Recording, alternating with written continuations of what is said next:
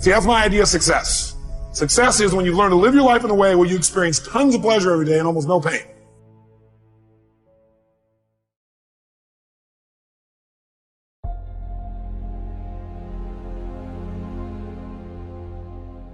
How many of you out there have some beliefs that limit you and you know better, like you know they're not really true, but they still get you emotionally and stop you? Who's got some of these out there? Raise your hand if you say I.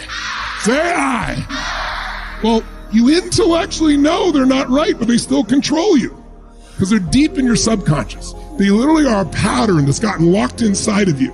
And so what we're going to do is decimate them. We have a process. It's experiential. It's not intellectual, so that we can literally scratch the CD. Remember I talked about that? If you listen to an old CD in the old days and listen to music, because there's a pattern on that CD that the laser picked up.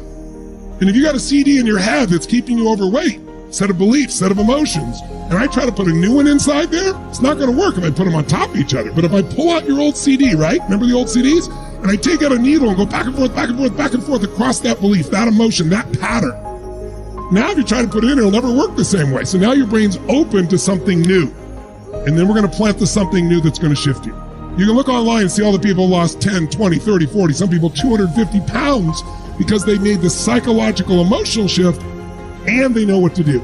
In every city virtually in the world, someone's dying driving a car, but we don't not drive our cars because otherwise you have to stay home and do nothing the rest of your life. So I say to all of you, grab your courage. Courage does not mean you're not afraid. We said this several times. It means you're scared shitless, but you're going to do it anyway. And if you're going to make any money, if you're going to build a business, if you're going to have a great relationship, you're going to have to take some risks. Intelligent risks, not stupid. I'm not saying break laws or rules or whatever the case may be where you live. I mean, comply with the rules, but don't live in fear. And don't let your uncertainty keep you from taking action. Because if you do that, you're going to live that the rest of your life, and it's not a happy life. Think about it. Most people don't live that philosophy of stretching that I shared with you that Jim Rohn taught me.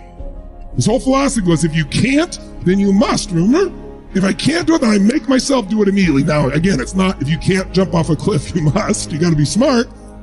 But if you say, I would be a better person if I took this action, but I'm afraid, or I'd be a better father, a better husband, better friend, better soul, better spirit, better anything, businessman, businesswoman, and I know that would happen and I really don't want to do it, I make myself do it. That's why I have the privilege to be with you today, because I keep breaking through. But most of us let our mind get in the way. Breathe in your heart, make a gut decision for whatever's right with you, and I'm cool whatever you do either way. But if I were you, I wouldn't just stop with a little bit you got here. If you've come back day after day, you must know there's value. So consider what you want to do, and whatever it is, we support you. We mentioned something earlier, but I want to make sure you put it in your notes. And that is the state we're in the moment, the state we're in at any moment, powerfully impacts the meaning we associate to something.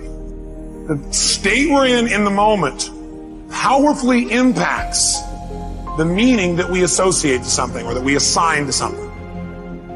So one way to change what things mean to you is just change your darn state.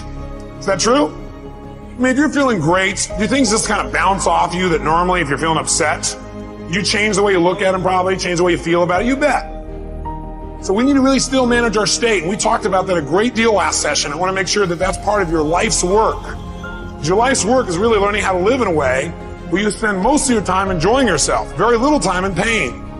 Most of your time in pleasure, very little pain. And living your life hopefully in a way where not only do you feel good all the time, but the people around you feel good just by being around you. That because they're around you, they feel a lot less pain and a ton of pleasure. See, that's my idea of success. Success is when you learn to live your life in a way where you experience tons of pleasure every day and almost no pain. And simultaneously, where the way you live also causes the people around you to experience very little pain and tons of pleasure. Then you know you're really successful. Because if you feel good and nobody else does, you're a failure.